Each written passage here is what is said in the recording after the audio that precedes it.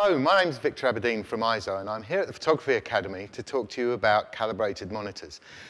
We've got here an Eizo self-calibrating monitor with a Spider 4 here, so we're going to explain to you how those devices work and what effect they have on the screens. You can see here from the picture, I hope, what lovely tones we've got on stand there. He's a mature student at Wolverhampton University. So the monitors here are hardware calibrated. And that's different from most of the monitors you'll see in the market that you buy. So maybe you're using one from Hewlett-Packard or Dell or Apple even. And all those monitors, they display the picture coming out of your video card and present the picture to you on the screen. If you've got one of those monitors, you can calibrate it here with the Spider and using the Spider software, and it will give you a reasonable representation of the monitor, of the picture on the monitor screen. What then's the difference? Why have a hardware monitor if you can calibrate the picture on an ordinary monitor? Well, it's about the way it's doing it and what's happening in the monitor when it's doing it. So when you calibrate using the Spider software on an ordinary screen, what you're effectively doing is telling the computer to adjust the colors that are seen on the monitor. There's nothing in the monitor to make sure those colors stay the same or that the tone comes the same. And we'll come back to tone. Tone's very important. The other thing that's going on in here is there's actually a thermometer in this monitor and a brightness checker. I know nobody can see, but hands up those of you who've had a print that's too dark. I thought so. Why is that? Well, it's very simple. When you get a print that's too dark, it's because the brightness of the monitor is too high. You're effectively, for those old people like me who remember darkrooms and printing on paper, overexposing your brain. Too much light, you need to turn the light down. And that's why when you're calibrating a screen, you have several parameters, one of which, and I'll run through them, and I know you can't quite read them here, but one of which on top of the list there is brightness. Brightness sets the amount of light coming through. On an ordinary monitor, that's quite difficult to achieve because you can calibrate your monitor and then maybe somebody else comes and uses it and presses the buttons. On this monitor, the brightness is set inside the monitor in the hardware there. Nothing to do with what's going on in the computer. We have a white point as well. We could have a philosophical discussion about white, but we're not going to. This monitor at the moment is set to 6,500. And let me slide this down so you can see Stan's face behind the Spider there. And I'm just going to change it to 5,000. And you'll all have seen that's gone a bit yellow. Now, there's an interesting fact for you. If you'd walked in and looked at that monitor as it is now, you'd have assumed it was white.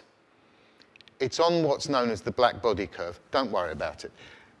It's a white point. This is the white of paper. So if I was to take a book and print Stan in a book, he would look like this, nice and warm. Your eyes are now getting used to that color, and you're thinking that's normal. And if I go back and pop it back into the 6,500, he's gone blue. No, we've just shifted the white point, and that's a key factor in managing the color on your monitor, and one that's very difficult for people like Datacolor to achieve on an ordinary monitor, and they do a good job of it. But that's the subtle difference between a hardware calibrated monitor and a monitor calibrated in the video card, where you're asking the video card to try and control something that it hasn't got control of. Now, I'm sure some of you are thinking, the white point, though, of film was 5,500. Well, let's select that one. And these are in good Blue Peter fashion, ones I've prepared earlier. So there you can see now the color of Stan's face at 5,500. I'll go back up to 6,500. Again, we go blue, and then I go back down to 5,000. And now we've gone a bit yellow again. So it's easy to think. Start with thinking about what your output's going to be, and if you're going for projection or on screen, generally 6,500 is good. If you're going out to print, then you should have the white point that matches the paper you're using. And if you're printing on an Epson printer, for example, most of those papers actually sit not at 5,000, but at 6,500. So that's the white point. So that's the second parameters. We've had brightness. Now we've had white point. Well, let me just air back to brightness for a moment. When it's too bright, and you're thinking, how do I adjust it correctly? Stick a print where you'd normally view it. View that print with the same image on screen. Ideally, get a reference print from, say, Loxley Color. You can obtain a reference print from Loxley Color, and they'll send you a file. You can look at the file on screen, and you can look at the print next to the screen here, where you normally look at prints. If the two, in your eyes, not measured, but in your eyes, are about the same brightness, then your prints are going to come out all right. If the screen is too bright or too dark, then you need to adjust the brightness level, the candela level, so they match. Remember, you can measure this, but it's your eyes that are making the decisions about the brightness. So as good as the light meter you might use might be, your eyes are the important factor. So if you meter it and then say, it just doesn't look quite right, go with your instinct. Yeah? But you're in a conservatory and you've got your monitor in the corner. You've got a problem because you've got a variable light source around you. So the best thing to do is actually to find a location to put the monitor where you're not affected by extreme changes in light. And certainly a broadcast studio like this is not the place to do it. So, two factors there. You've got brightness and you've got color temperature, really key factors in calibrating a monitor. And then a couple of other areas that come into the equation, and they're not as critical as those two, but they're important. So another show of hands. How many of you shoot RAW? Thought so. Very good. RAW's the way to go. RAW file is generally Adobe RGB.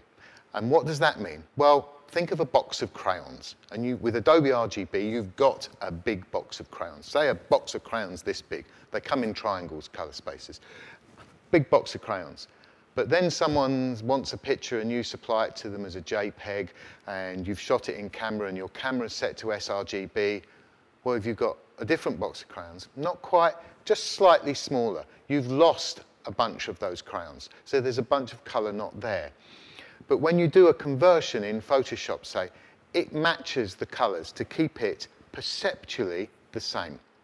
It's very useful for you that that software can do that. There are catches to it. Sometimes it warms the picture up a little more than maybe you want to, but most of the time, it's good, and it'll keep it accurate. So here on this monitor, you've got the Adobe RGB color space right now. And we could switch it down to the sRGB space in the software. We're not going to. I'll let you into a little secret. Broadcast video is sRGB. And what you're looking at now is coming to you actually in a color space called Rec 709. sRGB is what video is. So while I've got Adobe RGB on the screen here, unfortunately you wouldn't be able to see the difference because the camera's not capturing it. Difference between JPEG sRGB and RAW and Adobe RGB. Do a little experiment though. Take your camera out, go and shoot something with a color checker from Data Color Spider and put the two together. So you've got a reference point there for colors and you've got some real world colors. Go and shoot those items and have a look. Do it as JPEG sRGB, do it as Adobe RGB in RAW and have a look at what the differences are on your screen. And if you know somebody who's got a top grade color managed monitor like this Eizo here, and have a look at it on that, because then you'll start to see some subtle differences. So, we've not mentioned one key factor here. We've gone through brightness, we've talked about white point, and we've talked about the color space, which is what this little area here is, and I know that's small on screen for you, and the triangle that's on there, which is showing you the limit of the color. There's another factor in here, which often gets people a little confused. Curves.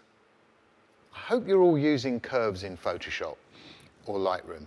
It's certainly the way to go, and if it doesn't work for you, keep experimenting with it. But here on the screen, we have a thing called a gamma curve.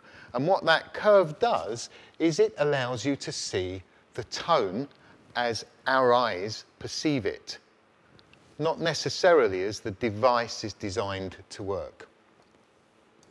So let me drag Stan down here a little bit and give you a little bit of an example. Excuse me, Spider, let me slide you over there. So here I've got a highlight area, and round here I've got some dark shadows and some more dark shadows there.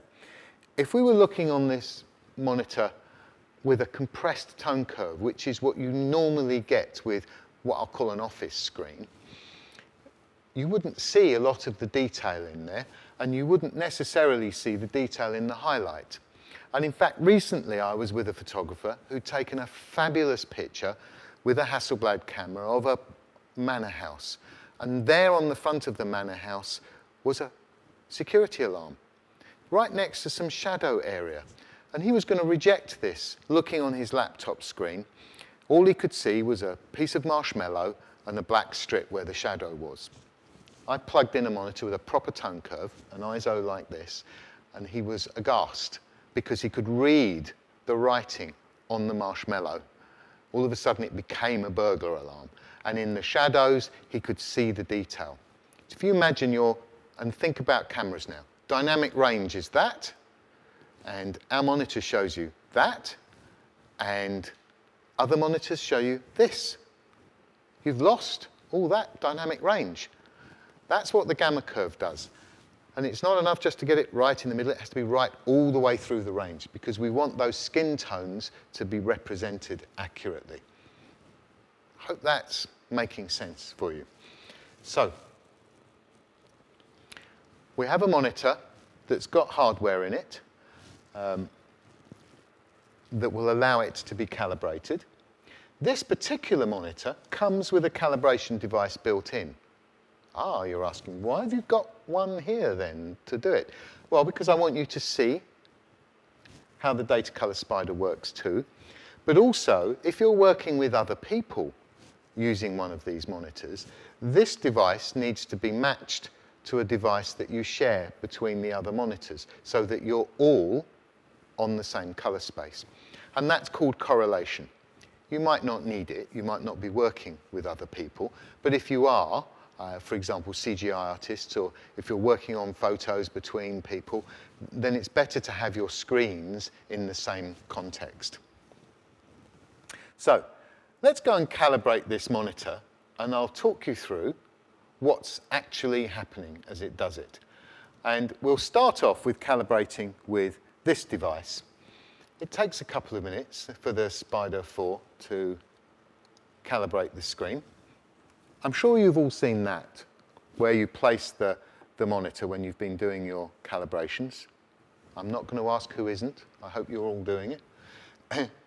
Put the Spider there in the center, and we click Proceed. But here's a question, does it have to be in the center? No. It could be anywhere on the screen, because the screen should be uniform. And wherever you take the measurements, you should get equivalent measurements to anywhere else. And that's part of the functionality of a color managed monitor like this Eizo. Let me click Proceed. Now we go through, it's blackened the monitor, and just a word for the wise as you are, standing under a big light is not the way to do calibration. Ideally, do it in a darkened or subdued room, because this is a big piece of glass, and the light's pouring into here, and this Spider is picking up that light as well as the backlight coming off this screen. And it's not a good thing. Big white box in there, not great. So here we have the software now putting up color swatches. And if you run the data color software, you will see lots of different colors bouncing around. There are different hues, purples and magentas, yet here you're only going to see white, grays through black, red, green and blue. And the reason for that is that we know internally how the monitor works, and we don't need to go through all those colors because we know what the balance is. And that's the difference between a hardware calibrated monitor working with the color and a monitor that is working with the video card controlling how its color is viewed.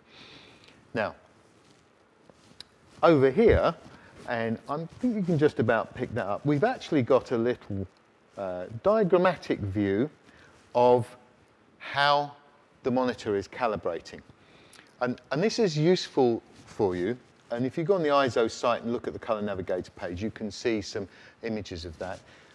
It's useful for you to think of color in this way. You have a ring, which is the color space. And that's where the colors are defined, your red, green, and blue, cyan, magenta, and yellow. Then there's a spike running up the middle, and that spike is the luminance. So it's going from black through to full white. And if we're to plot this as a mathematical thing, no, I'm not going to bore you with maths, don't worry, I'm no good at it. X, Y, and Z. It's that simple. So the brightness is the Z level, and the monitor goes from as near as 0 as it can get to as near full brightness as it can be, and then encompassing all the colors. And this is where another difference comes in. Because this is a hardware calibrated monitor, this device is measuring the brightness as well, and we are adjusting the brightness to be the correct, in this case, 100 candela, which is actually the standard for broadcast television for this monitor. And 100 candela is reasonably bright. You can see now we got the blue patch there. And it doesn't take very long. How often should you do it? That's an interesting question. I suppose you could have it happen every Saturday night, but that might be a bit of a bore. You should really be going out then on Saturday nights. Go and enjoy some theatre or the cinema or something. That's much better than calibrating your monitor. I give people advice that's different depending on what sort of photography they do. So if you're a wedding photographer, for example, weekly is probably a good idea. You don't need to do it weekly, but if you do it weekly, it gets you in the habit of thinking about that color managed process you're working on. It starts you off at the beginning of your week, making sure your monitor's right, so those pictures you present to the couple are always the best you can do. If you're a fashion photographer, then I'd say do it daily, because your customers are really fussy and they really want to see fastidiously accurate color, and the whole process has to work that way. If you're like me and your background's in editorial, you know what, monthly's probably okay, because the reproduction output that it's going to, being the web and newsprint and magazines, they're not as accurate on color. So you get away quite happily with weekly. And you can see while I was chatting away there, it's finished. And it's telling us now how the device is done. So we asked for 100 candela, we got 100.1. I think that's good enough. We didn't mention black level, but because it's hardware calibrated, it's got a black level here. And it's come back at 0.18. So we're doing quite well, even with this light sitting up here. Contrast ratio is 565 to 1. And the white point is actually 6511 as opposed to 6500. And that's probably a little bit to do with the illumination in the room. And then we are in here the Adobe color space there, and that's worked just fine. So let me click finish on that. And I'm going to kick the process off again because I want you to see.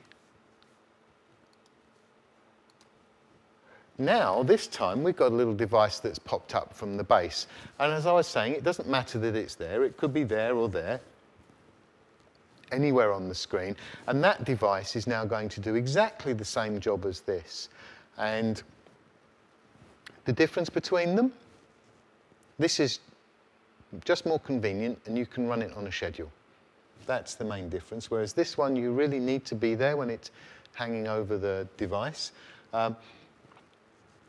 But if you're going to match two screens together, then you need the external device. Very important.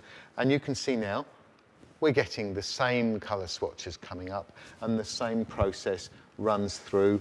We get the same little illustration here showing you how the colors are being matched through. And I'm going to cancel that because you know that's working and you can see it, and we don't need to go through the whole process because we've just calibrated the monitor.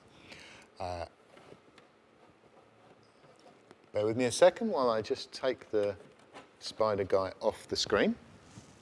And now let's just jump back to Lightroom here and back to good old Stan, because this is all about your photographs. It's all about you getting the pictures you want to and being able to see those photographs in the way that you want other people to see them. And if I go down the bottom here, we're in the develop mode here in Lightroom. So now I've got Stan here in 2 modes. So Stan on the left, and I'm currently running in the Adobe color space with the white point at 6500. Stan on the left here is how he was originally shot. It was on a Hasselblad. No, I don't own one. I was just using one of Hasselblad's cameras.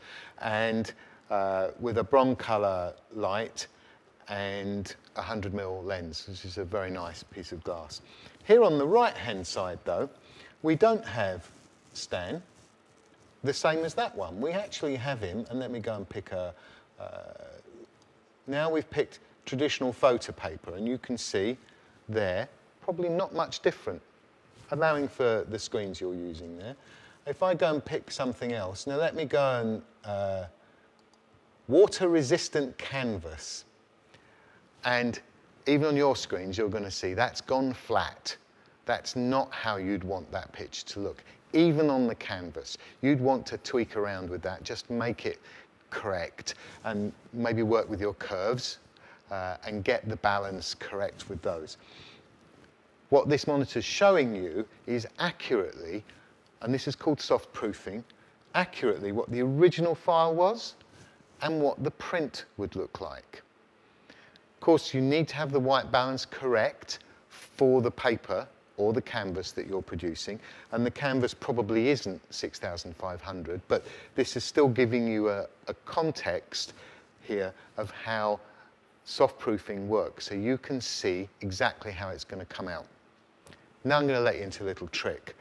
I met a photographer who owns one of our screens, and he told me that he's been winning some competitions.